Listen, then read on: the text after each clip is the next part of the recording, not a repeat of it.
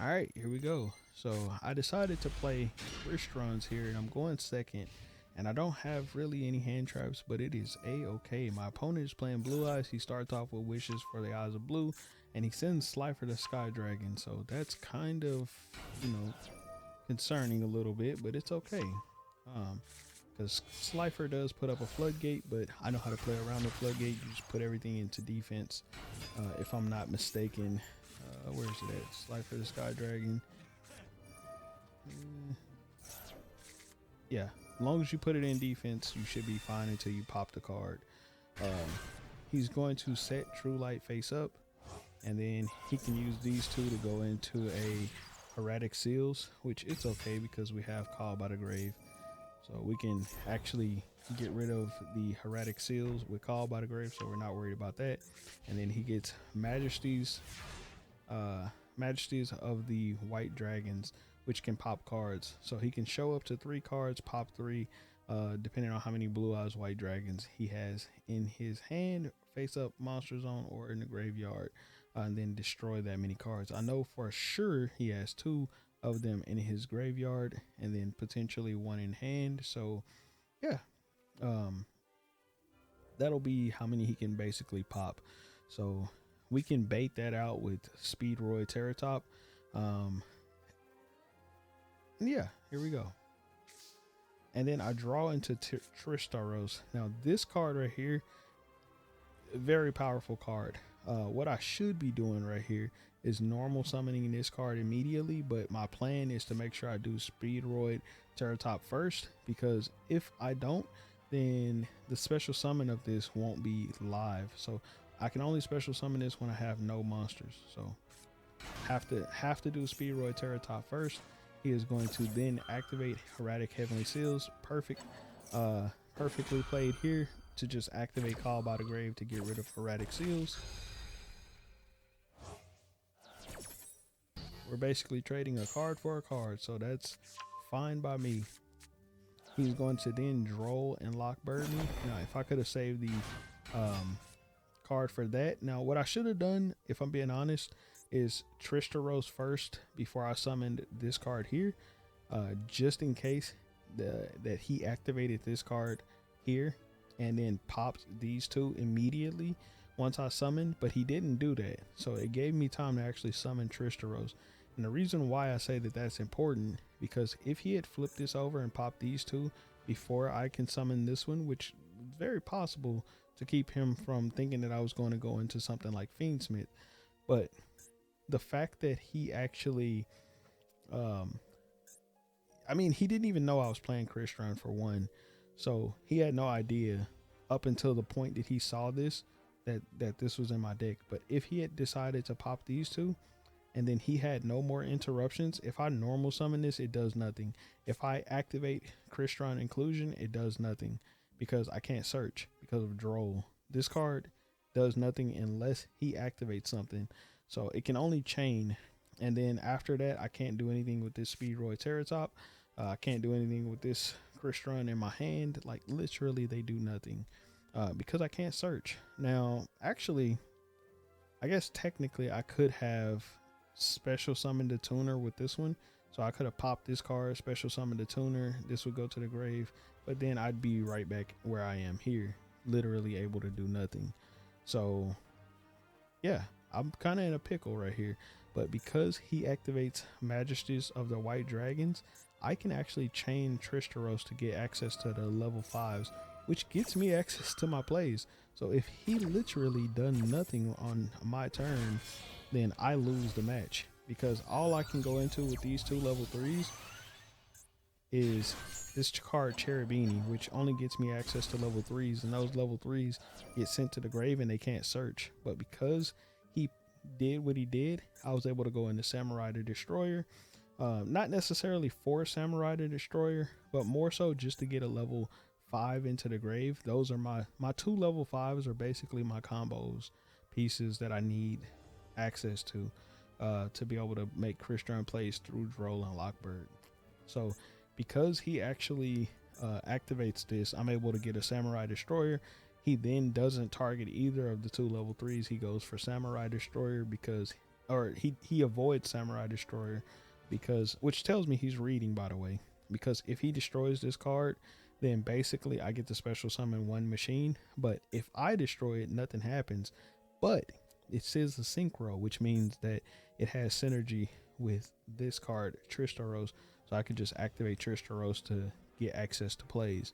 So regardless, because he made that one misplay, I'm able to start doing stuff.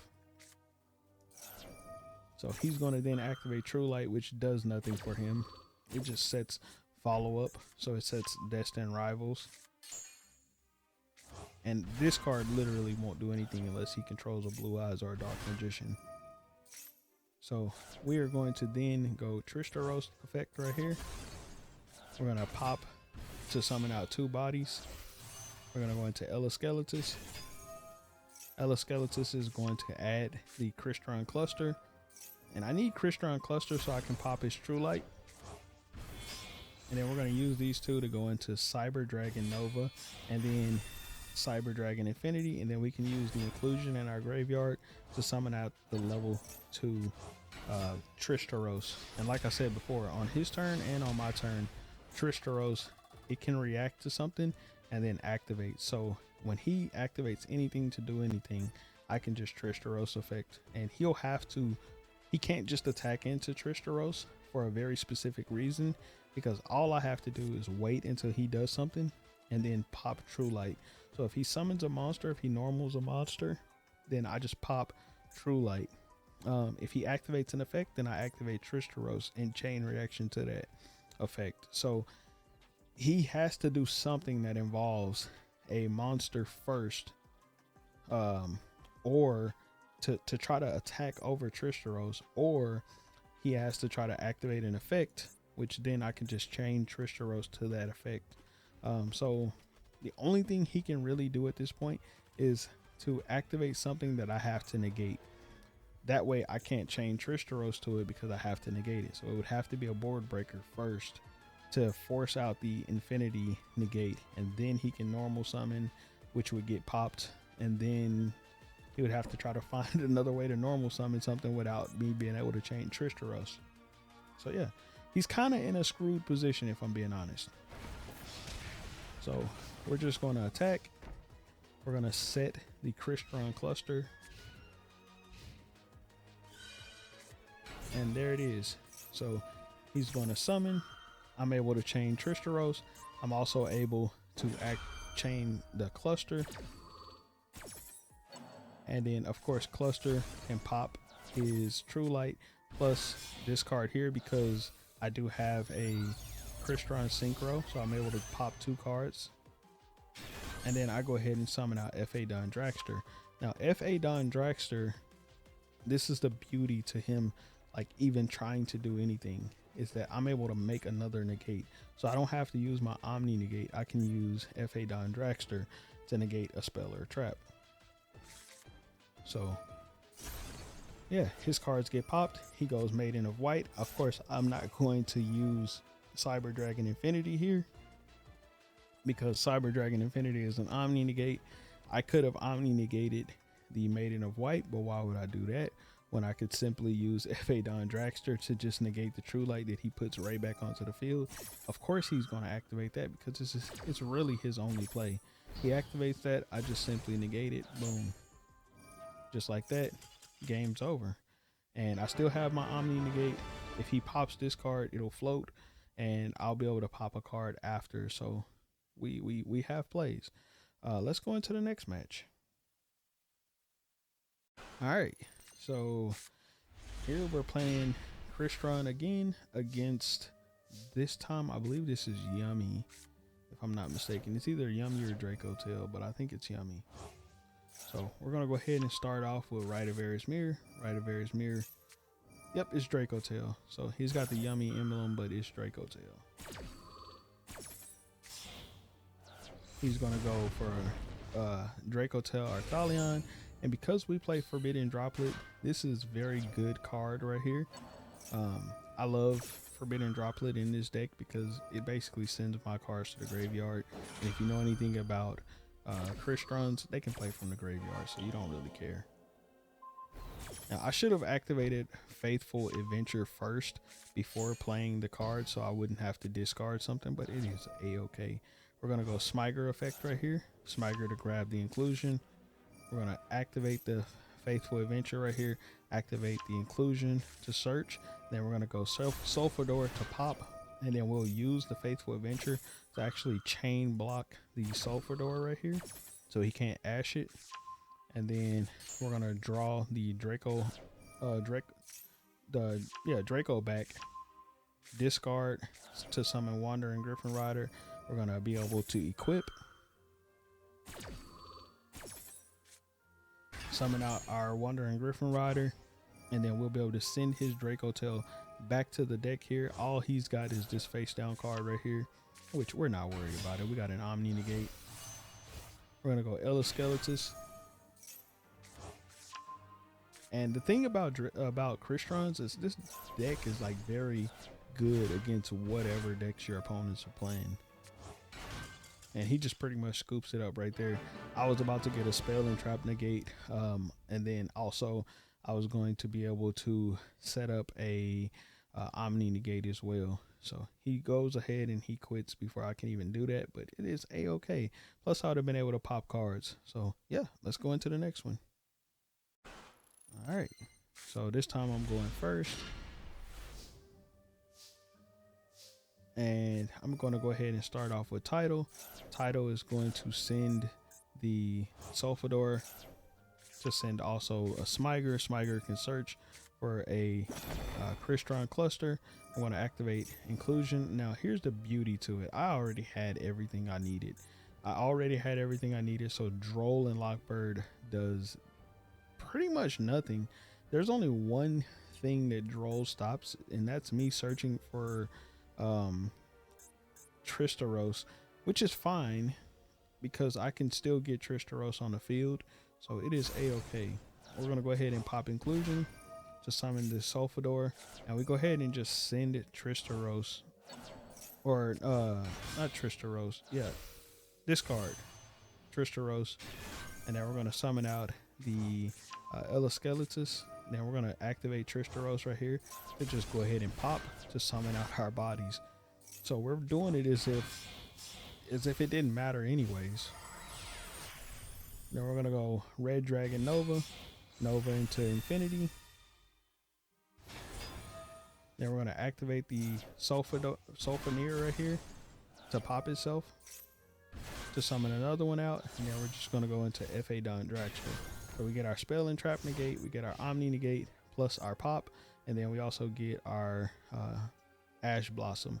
Now I wasn't able to do the Water Enchantress plays, which I was trying to set up because I got hit with Droll.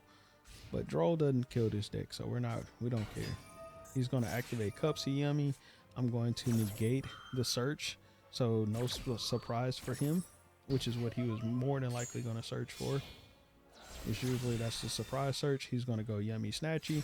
Now right here, I probably, before he summoned this out, it's probably a misplay on me because it forces me to use my negates.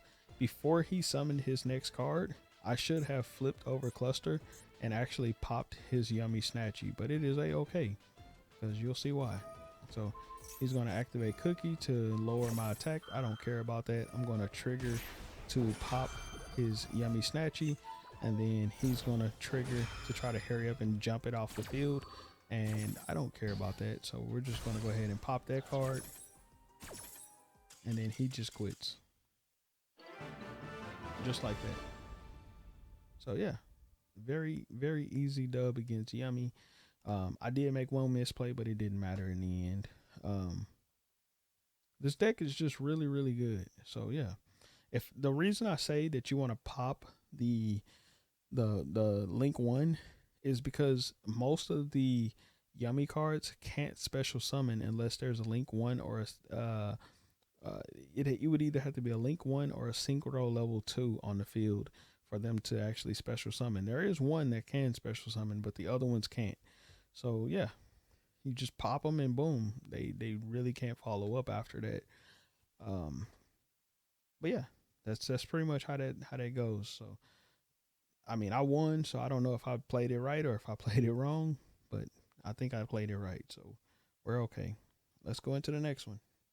All right, and so we pretty much beat all of the top like main decks that we would want to see. We got Draco Tail and Yummy out of the way, and this time it looks like we're playing against, I don't fucking know. Is this branded or is this looks like the looks like we're playing against Red Dragon Archfiend.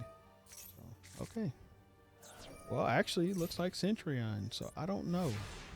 But it doesn't really matter here. So what we're going to do is we're going to start off with Rite of Erismir. He's going to activate the Centurion Primera. We don't give a fuck about this card, by the way.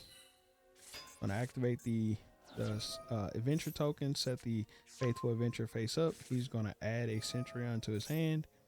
We're going to add Wandering Griffin Rider, discarding the Smiger, which is why this is the reason that I love the Adventure package, is because for cost of the Adventure engine, I can just, well, not for cost, but for the tributing effect, the discard effect, I can use that to my advantage with Crystrons, because I send the Smiger and then boom, I'm able to do basically adventure stuff while also getting Smiger into the grave, so I don't have to link or any of that nonsense, basically wasting my normal summon for the Smiger line. So I love it.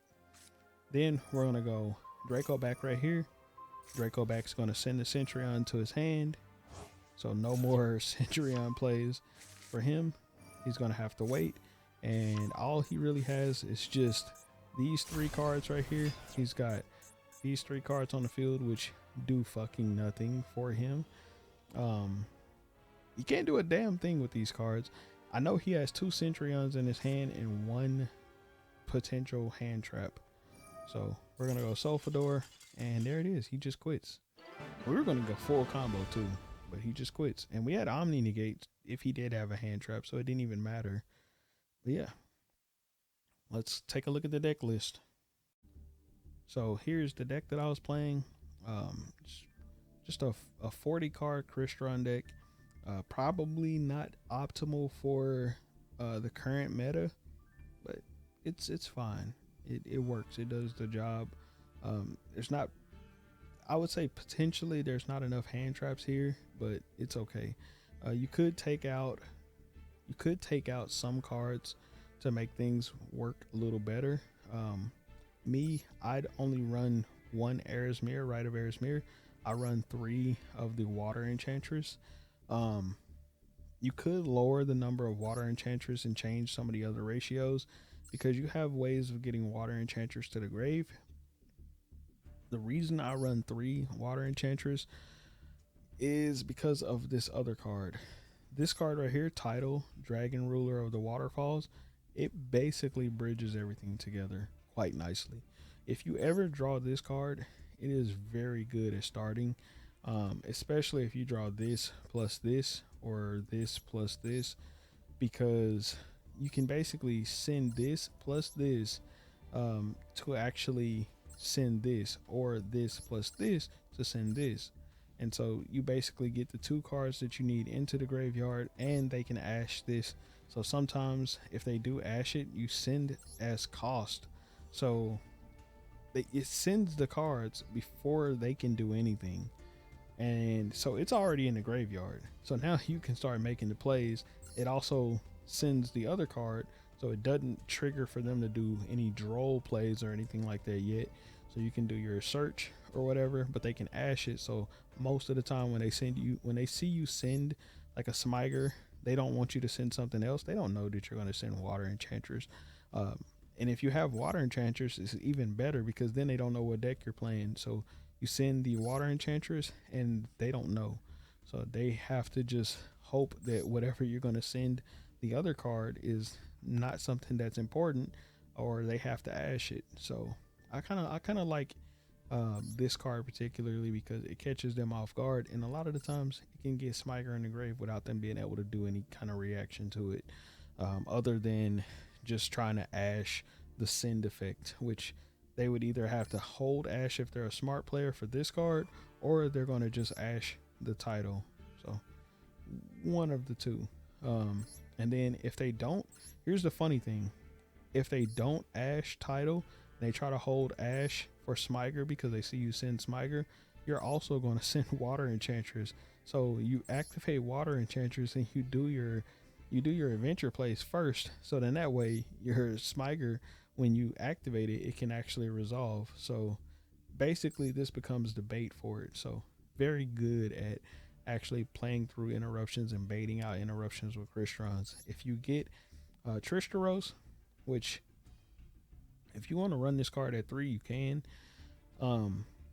For a very specific purpose, but I can tell you this: if you get Trishtaros in your hand and you get Water Enchantress in your hand, no bueno, because if you have access to your adventure engines, when you go to summon this card out, like normal summon it out, you have to keep in mind that you lose the ability to do the normal summon effect. Like, the only way this gets an effect when you do adventure engine stuff is if you special summon this card, which is possible. It is possible to actually special summon this. So if you get this card into the graveyard, you can actually special summon it. So what do I mean by that? Let me explain this real quick. So let's say you get this card and you get this card. You use this to send this, and you already have like an inclusion in hand, right? You already have inclusion and you have this card. Well, to special summon this card, you can send this card from the deck to the graveyard. Or what you could do is you can make your plays, and you can I don't there's other ways. There's other ways. Let's just say this is one of the ways. This is the easier way. Or you could send it to the graveyard. So you could send this card to the graveyard, and then when you pop this, you can actually just activate this to summon this card, and then just leave it on the field. So then that way you can gain its effect. You can also summon it off of this card, special summon. So there are ways to get it on the field through special summoning. Yeah, there are ways. You could also take out Foolish Burial. If you're wanting to run more breakers like Forbidden Droplets, I can tell you this: Forbidden Droplets is like so good in this deck, but it is so good against pretty much every other deck. Specifically against like Draco Tail, it is very good, and it is very good against Yummy.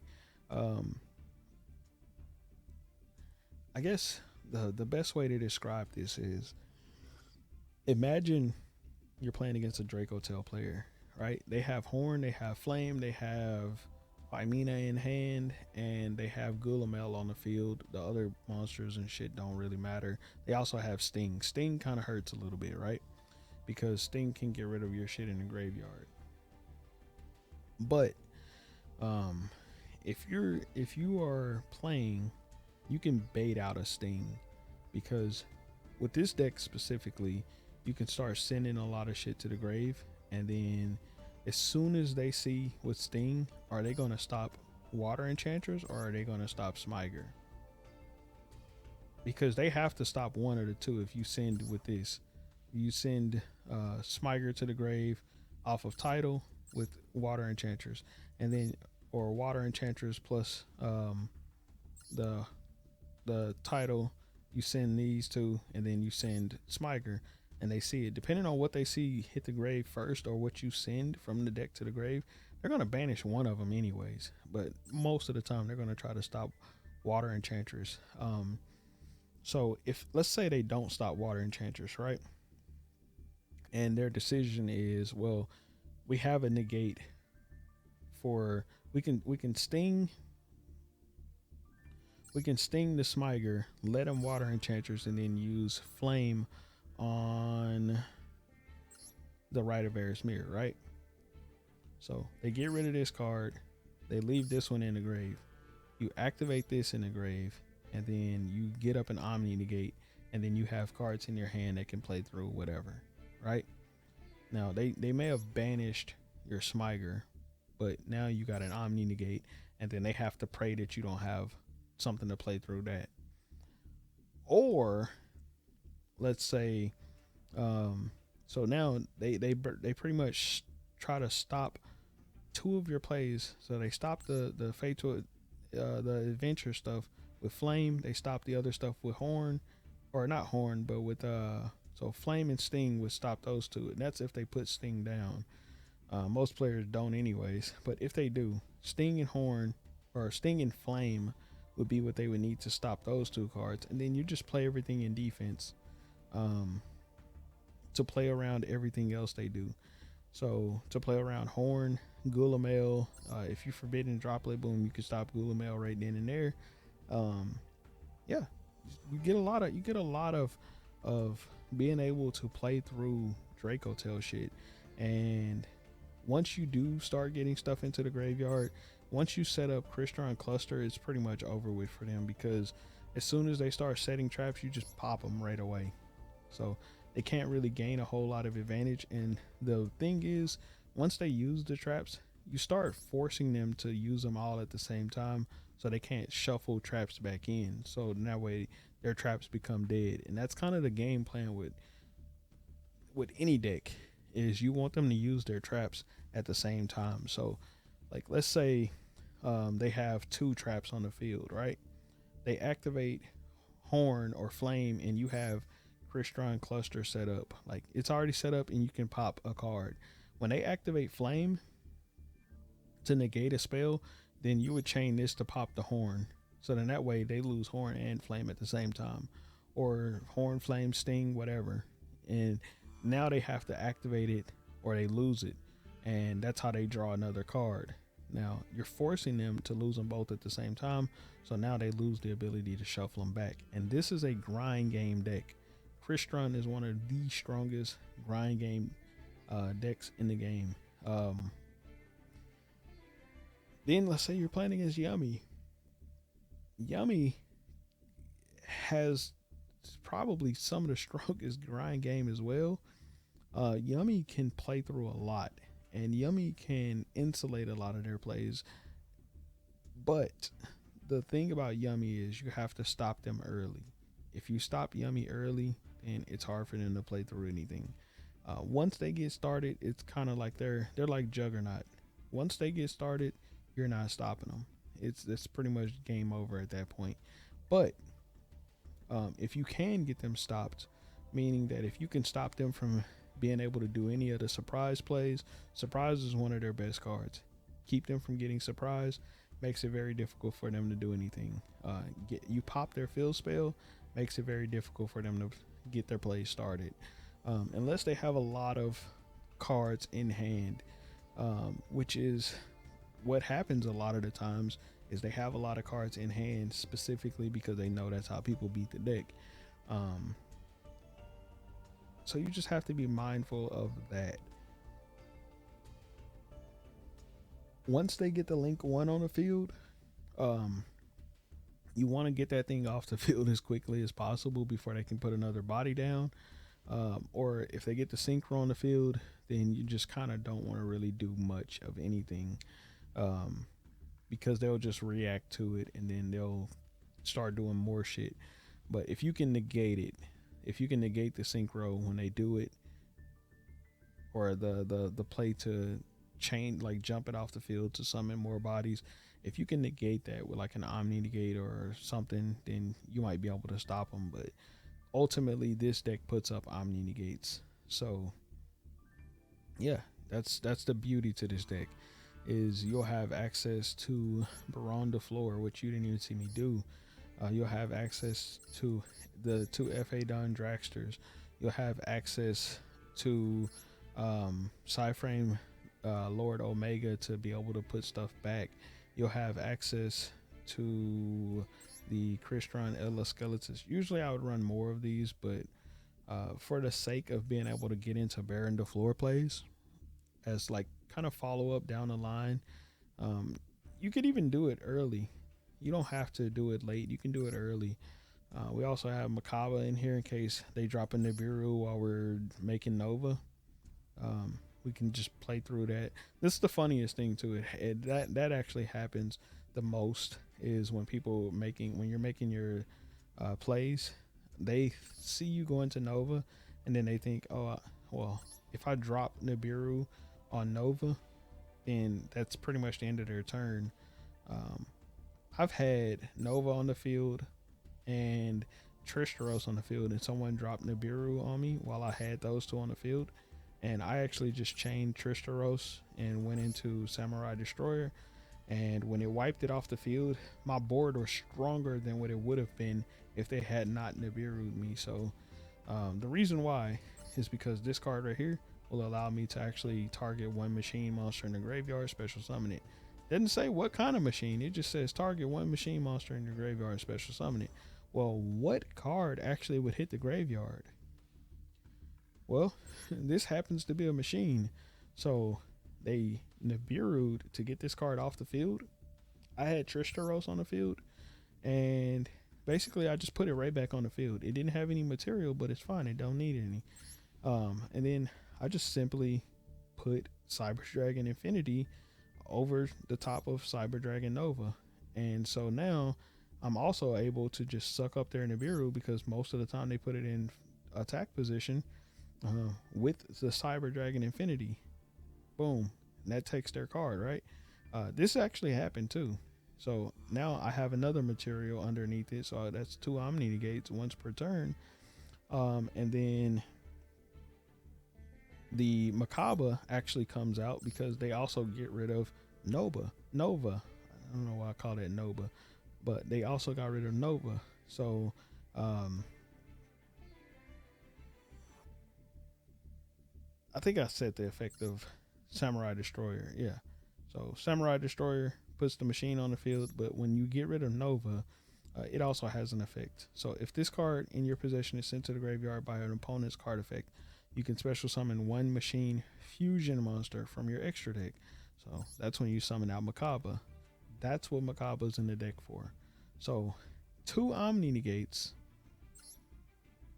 Basically, I was able to get access to 2 Omni Negates because my opponent, when I would have just had one and then a spell and trap negate, I was able to get 2 Omni Negates because my opponent actually Nibiru'd me. So made my board actually stronger. So yeah, super funny to me. I thought it was pretty funny. So Nibiru doesn't really hurt this deck if you have access to Tristaros, but just be mindful that if you start doing plays with Rite of Erismir, and you try to normal summon this and expect this to chain react, just know that when you get your whole field wiped and then you think like, fuck, why couldn't I chain to that Nibiru? Well, it's because you played the adventure engine. So of course this says that you cannot activate the effects of monsters on the field the turn you activate this card except special summon monsters. So any monster normal summoned will not be able to activate its effects on the field. So that is the drawback of Rite of Erismir. So just make sure you know that. But yeah, hopefully y'all enjoyed this video. I will catch y'all on the next one, and peace.